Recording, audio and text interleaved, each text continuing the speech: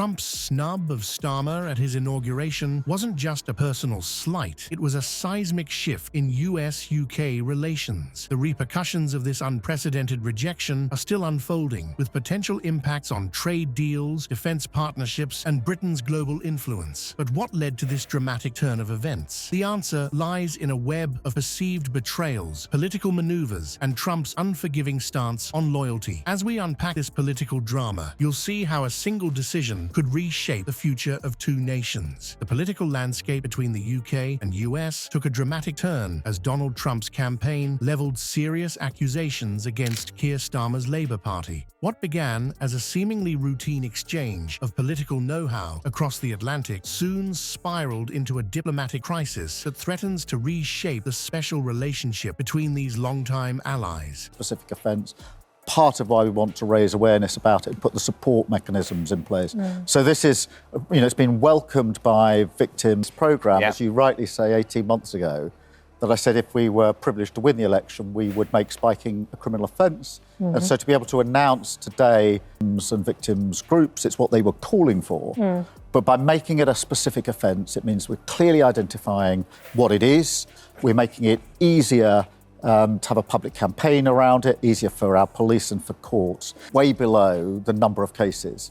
Because many people don't want to come forward, they feel embarrassed. Obviously, spiking is a way of ensuring... At the heart of this controversy lies a complaint filed by Trump's team with the Federal Election Commission. They didn't mince words, accusing Labour of blatant foreign interference in the US electoral process. But what exactly did Starmer's party do to warrant such a severe allegation? It turns out that key figures in Starmer's inner circle, including Morgan McSweeney and Matthew Doyle, had traveled to the US to offer their expertise to Kamala Harris's campaign. While political cross-pollination isn't uncommon in the Democratic world, the Trump camp saw this as a step too far. They viewed it not as friendly advice, but as a calculated attempt to tip the scales in favor of their opponents. Adding fuel to this already blazing fire was a now-deleted LinkedIn post by Labour's Director of Operations, Sophia Patel. In what could only be described as a spectacular misstep, Patel called for volunteers to travel to North Carolina, promising to sort out your housing. This digital footprint became a smoking gun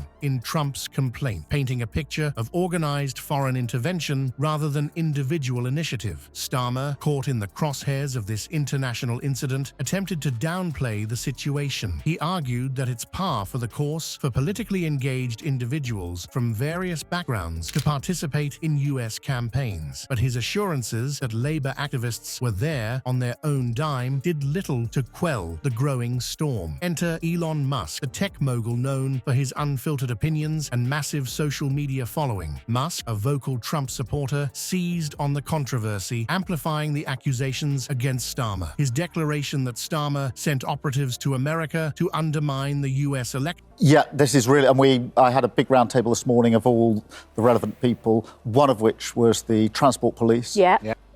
Is to halve violence against women and girls, which is a really hard thing to do, I completely accept. But I'm determined that we're going to drive down and push down all this. This is one step. There are many others that we will be taking, but it's talking this morning about examples where it has happened and the police have been able to meet the train and deal with the incident. So for anybody watching, it's a really important text that is massively underreported, hugely impactful.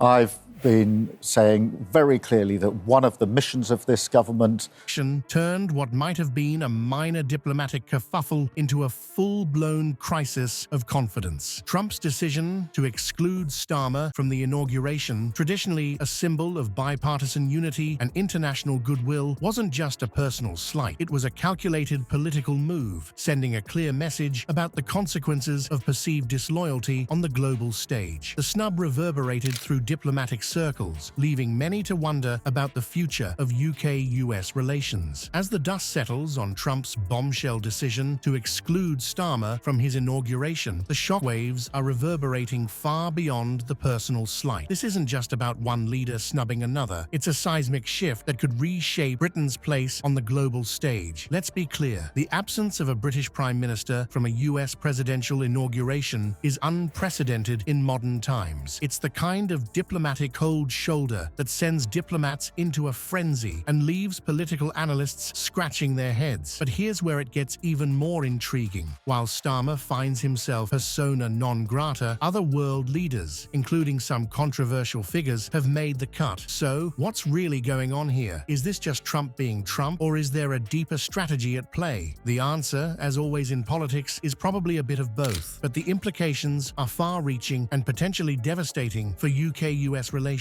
Think about it. The special relationship between Britain and America has been a cornerstone of global politics for decades. It's weathered wars, economic crises, and more than a few personality clashes. But Trump's snub of Starmer threatens to upend this delicate balance. We're not just talking about awkward photo ops and frosty handshakes. Happening to somebody else, then you too can use it to make sure that message gets out there. That we were talking through this morning was a young woman who was, very, very upset by what was happening on a train, and that's the example where she was able to use it, message or number to remember, just quietly doing that text, and to remember if you're not the victim but you see something, sort of central holding place where they collate all the information and then are able to send out to the local force. Now, I'm not saying, and I don't want to say that each and every time it's used there will be some, but there are examples where it's been very, very effective.